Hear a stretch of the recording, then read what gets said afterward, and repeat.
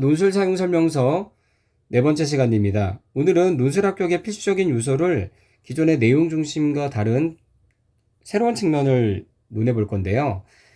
문제가 아주 쉽기 때문에 이 영상을 보시기 전에 먼저 문제를 풀어 보신 다음에 영상을 다시 보시면 조금 더 도움이 되실 겁니다. 오늘 문제는 외대 문제입니다. 바로 문제를 보겠습니다. 자, 문제는 뭐냐면 바의 마을 사람들의 행위를 보기의 구성 요건, 보기의 구성 요건은 이 관용이 성립하기 위한 세 가지 요건입니다. 첫째는 어떤 행위가 도덕적으로 선하다는 믿음이 있어야 되고, 두 번째는 베푸는 자와 베품을 받는 자 모두에게 유익해야 하고, 세 번째는 위의 두 요건이 상충하지 않아야 되는지에 대한 구성 요건과 행위를 비교 분석하고 해당 행위의 관용 성립 여부를 평가하라는 문제입니다. 즉, 이 관용이 성립하기 위한 세 가지 조건을 모두 충족하면 관용이 성립할 것이고, 충족하지 않으면 하나라도 충족하지 않으면 관용이 성립하지 않겠죠.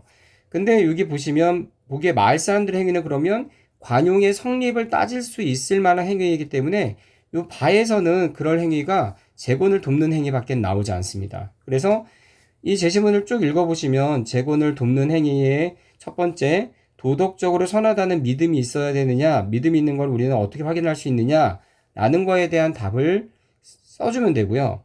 그 다음에 베푸는 자와 베품을 받는 자 모두에게 유익해야 되는지, 이것이 실제로 유익했는지, 모두에게 유익했는지를 서술하는 게 두 번째에 대한 답이고요.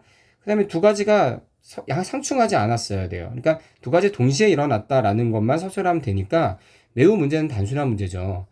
실제로 학생들이 이 문제를 의외로 많이 틀렸는데요. 그거는 너무 어렵게 생각해서 그랬던 것 같습니다. 문제가 이렇게 쉽게 나올 거라고 생각을 못 하니까 한 번 더 꽈서 생각을 하는 거죠. 예를 들어서 이 재곤을 돕는 행위가 도덕적으로 선하다는 믿음이 있었냐라는 걸 생각해 보면 사실 이걸 입증할 수 있는 게 바로 뭐죠?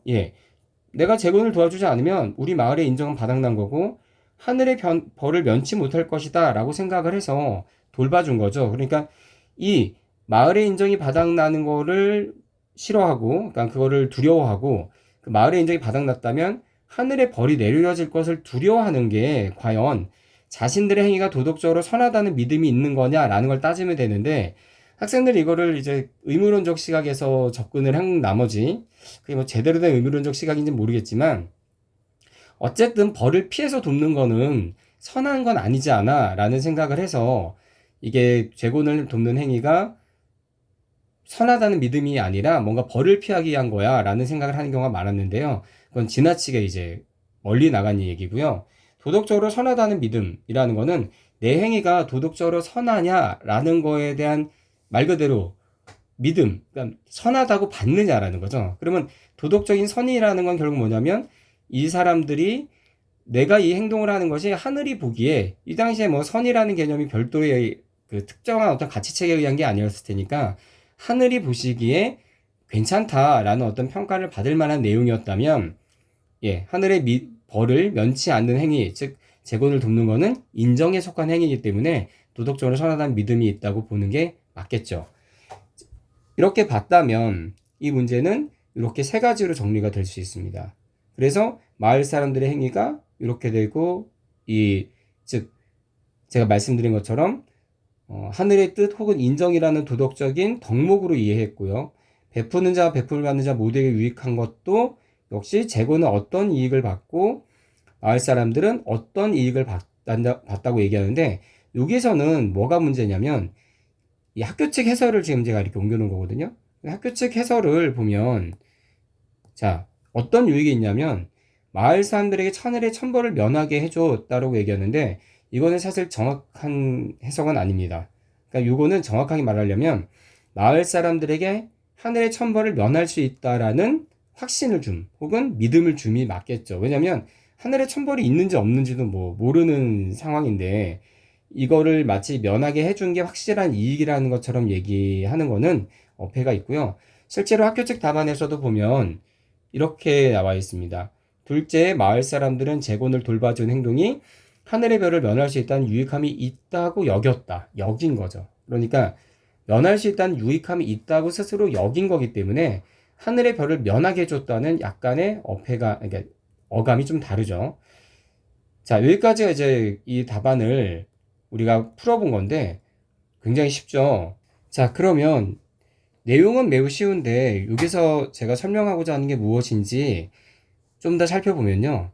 이 문제는 사실 내용 자체로는 매우 쉽게 나와서 틀린 학생들보다는 맞춘 학생들이 훨씬 많았는데요.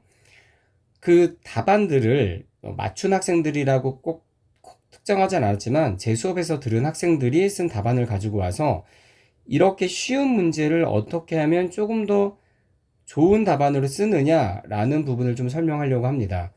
일단 학생 답안 2를 보시면 원문과 수정된 글이 있고 학생 답안 2도 원문과 수정된 글이 있습니다. 요거를 여러분들은 어떻게 보시면 되냐면 원문을 읽어보시고 수정된 글을 한번 읽어보십시오. 자, 제가 한번 읽어볼게요. 제시문 바에서는 생계를 이어가기 힘든 상황에 놓인 재곤을 위하여 마을 사람들이 식사와 잠자리를 제공해주며 재곤을 돌봐준 이야기가 제시된다. 아래 거 읽어볼게요. 제시문 바에서는 생계를 이어가기 어려운 상황에서 뭐가 달라졌죠? 예, 힘든 상황을 어려운 상황이라고 맡겼고요. 상황의 노인인데 상황의 처한이라고 바꿨습니다. 재건을 위하여, 위하여는 큰 문제는 아니고요. 마을 사람들이 식사와 잠자리 등을 제공해주며가 아니라 제공하며 재건을 돌봐주는 그를 돌보는 이야기가 등장한다. 약간 달라진 걸 아시겠나요? 이러한 이야기 속 마을 사람들의 행위를 보기의 구성 요건들에 대입해 보았을 때 마을 사람들은 재건을 도와주지 않았을 때 인정이 받을 것이라고 판단하고 그를 도왔기 때문에 그들의 행위가 도덕적으로 선하다는 믿음을 지닌 것이라고 볼 수 있으므로 첫 번째 요건을 충족한다. 이게 원문인데요. 상당히 길죠. 아래 어떻게 고쳤나 보죠. 이러한 마을 사람들의 행위를 어떻게 달랐는지 아시겠어요? 이야기 속을 지우고 마을 사람들의 행위를 보기의 구성 요건에 대입해 보면 보기의 구성 요건들에 대입해 보았을 때를 좀 바꿨고요. 첫 번째 요건 충족된다. 잘랐죠.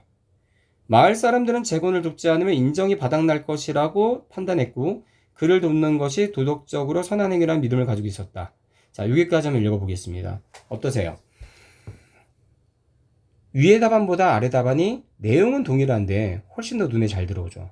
마찬가지입니다. 학생 답안이도 이런 방식으로 위에 읽어보고 아래 읽어보고 하셔가지고 어떻게 바뀌었는지 보시면 내용이 훨씬 좋아진 걸 알 수 있습니다.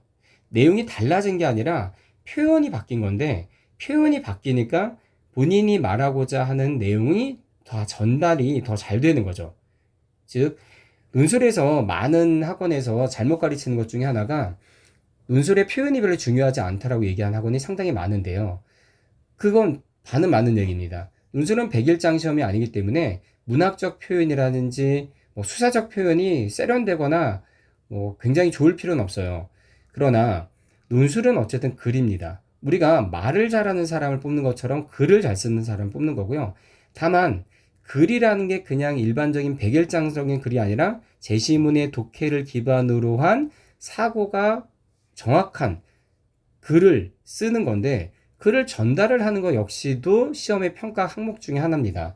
그래서 많은 학생들이 놓치는 것이 뭐냐면 논술이 표현이 중요하지 않다라고 생각해서 자기들이 작성하는 어떤 글들에 대한 표현의 수정을 깊게 생각하지 않고요. 학원들도 이 표현을 일일이 봐준다라는 건 굉장히 어려운 일이기 때문에 잘 안 봐주는 경우도 많고 거의 도외시하는 경우가 많습니다.